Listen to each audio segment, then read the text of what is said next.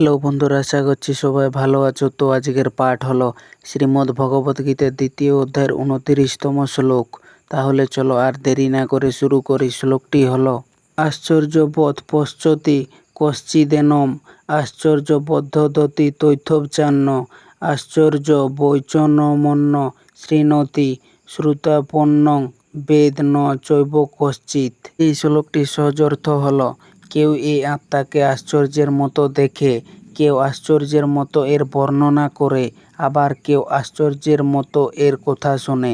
কিন্তু এত কিছু দেখার, বলার ও শোনার পরও খুব কম মানুষই আত্মার প্রকৃত স্বরূপ উপলব্ধি করতে পারে।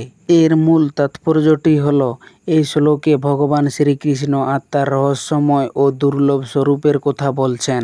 পূর্ববর্তী শ্লোকগুলিতে তিনি আত্মার অবিনশ্বর, নিত্য, অজন্মা ও অপরিবর্তনীয় স্বভাব ব্যাখ্যা করেছেন। এখন তিনি বলছেন, আত্মা এমন এক মহান সত্য যা সাধারণ জ্ঞান বা ইন্দ্রিয় দ্বারা সহজে উপলব্ধি করা যায় না। অনেক মানুষ আত্মার কথা শুনে বিস্মিত হয়। কেউ আত্মা সম্পর্কে আলোচনা করে, কেউ শাস্ত্র পড়ে, কিন্তু আত্মাকে সত্যিকার অর্থে উপলব্ধি করা অত্যন্ত বিরল। এরপর চলো শ্লোকটিকে ধাপে ধাপে বিস্তারিতভাবে ব্যাখ্যা করি। তো শ্লোকের প্রথমে রয়েছে আশ্চর্যবোধ পশ্যতি কশ্চিদেনম। এর মানে হলো কোনো বিরল ব্যক্তি আত্মাকে আশ্চর্যের মতো উপলব্ধি করে। এর তাৎপর্যটি হলো যিনি সাধনা, ভক্তি ও আত্মজ্ঞান অর্জন করেন তিনি আত্মার মহিমা অনুভব করে বিস্মিত হন। এই বিস্ময় সাধারণ কৌতূহল নয়, এটি গভীর আধ্যাত্মিক উপলব্ধির বিস্ময়। শ্লোকের এরপর রয়েছে আশ্চর্যবোধ বদতি তৈথবচান্ন। এর মানে হলো আবার অন্য কেউ আত্মার কথা আশ্চর্যের মতো বর্ণনা করে। এর তাৎপর্যটি হলো মহর্ষি, সাধু ও জ্ঞানী ব্যক্তিরা আত্মার মহিমা বর্ণনা করেন। তাদের কাছে আত্মা কোনো কল্পকাহিনী নন, এটি প্রত্যক্ষ আধ্যাত্মিক সত্য। তবুও ভাষার সীমাবদ্ধতার কারণে আত্মার পূর্ণ মহিমা শব্দে প্রকাশ করা যায় না। শ্লোকের এরপর রয়েছে আশ্চর্য বৈচন্যমন্য শৃণোতি। এর মানে হলো আরও কেউ আত্মার কথা আশ্চর্যের মতো শোনে। এর তাৎপর্যটি হলো অনেক মানুষ গীতা, উপনিষদ, ভাগবত ও অন্যান্য শাস্ত্রে আত্মার কথা শোনে। তারা বিস্মিত হয়। আত্মার জন্ময় না, মরে না, ধ্বংস হয় না, কিন্তু শুধু শোনা আর উপলব্ধি করা এক নয়। শ্লোকের সবশেষে রয়েছে শ্রুতাপন্নং বেদ ন চৈব কশ্চিৎ।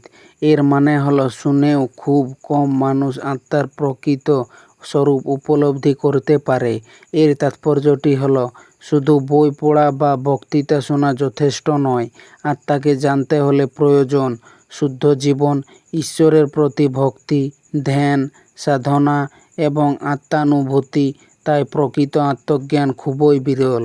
অর্জুনের সঙ্গে এই শ্লোকের সম্পর্কটি হলো, অর্জুন দেহকে মানুষের প্রকৃত পরিচয় বলে মনে করেছিলেন। ভগবান শ্রীকৃষ্ণ তাকে বোঝালেন, আত্মার সত্য উপলব্ধি করা সহজ নয়। তাই তুমি এখন যে শোকে আচ্ছন্ন হয়েছ তা আত্মার প্রকৃত স্বরূপ না জানার ফল।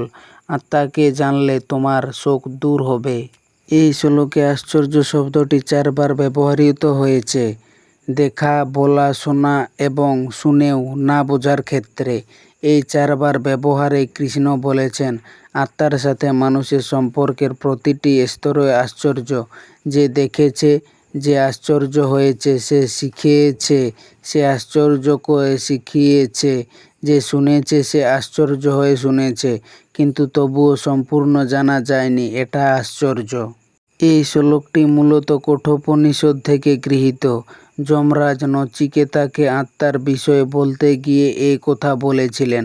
প্রাচীন উপনিষদেও এই কথা কৃষ্ণ হুবহু গীতায় তুলে ধরলেন, কারণ এটা চিরন্তন সত্য। শ্লোকে শ্রোতাপেন্নং বেদ ন চৈব কশ্চিৎ, এই শব্দটির তাৎপর্য, এটার মানে হলো শুনেও না বোঝার কারণ। কেন শুনেও বোঝা যায় না? কারণ আত্মা অচিন্ত। 25তম শ্লোকে বলেছিলেন, মন দিয়ে পুরোপুরি ধরা যায় না, শব্দ দিয়ে পুরোপুরি বলা যায় না, কান দিয়ে শুনেও বোঝা যায় না। আত্মাকে জানতে হয় অনুভব দিয়ে, ধ্যান দিয়ে, হৃদয় দিয়ে, শুধু মাথা দিয়ে নয়। যদি উদাহরণস্বরূপ শ্লোকটিকে বুঝি, তাহলে প্রেমের কথা ভাবুন। কেউ প্রেমে পড়েছে, তিনি আশ্চর্য হয়ে অনুভব করেছেন। কেউ প্রেমের কবিতা লিখেছেন, আশ্চর্য করে বর্ণনা করেছেন।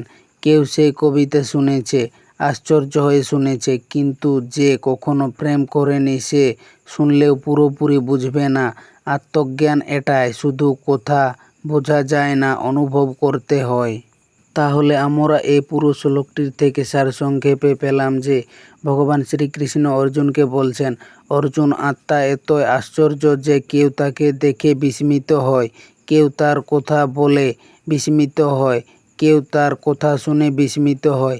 কিন্তু এত কিছুর পরেও খুব কম মানুষ এই আত্মার প্রকৃত স্বরূপ উপলব্ধি করতে পারে। তাই আত্মজ্ঞান অর্জনের চেষ্টা করো এবং দেহকে নয়, আত্মাকে মানুষের প্রকৃত পরিচয় বলে জানো। এই শ্লোকে ভগবান শ্রীকৃষ্ণ বলছেন, আত্মা একটি আশ্চর্য ও গভীর আধ্যাত্মিক সত্য। কেউ তাকে উপলব্ধি করে বিস্মিত হয়, কেউ তার মহিমা বর্ণনা করে, কেউ তার কথা শুনে বিস্মিত হয়। কিন্তু খুব কম মানুষই আত্মার প্রকৃত স্বরূপ উপলব্ধি করতে পারে। এই শ্লোক আমাদের শিক্ষা দেয় যে আত্মজ্ঞান কেবল পড়ে বা শুনে অর্জন করা হয় না, তা ভক্তি, সাধনা, শাস্ত্রচর্চা এবং ঈশ্বরের কৃপায় হৃদয়ে উপলব্ধি করতে হয়। সেই উপলব্ধি মানুষকে শোক, ভয় ও অজ্ঞান থেকে মুক্ত করে এবং সত্যের পথে পরিচালিত করে। তো বন্ধুরা, এই ছিল শ্রীমদ্ ভগবত গীতার 2য় অধ্যায়ের 29তম শ্লোক। তো শ্লোকটি কেমন হয়েছে? আশা করছি ভালো হয়েছে। যদি শ্লোকটি ভালো লেগে থাকে তাহলে লাইক, কমেন্ট, শেয়ার, সাবস্ক্রাইব করে দিও। আর ধন্যবাদ সবাইকে ভিডিওটি শেষ পর্যন্ত দেখার জন্য।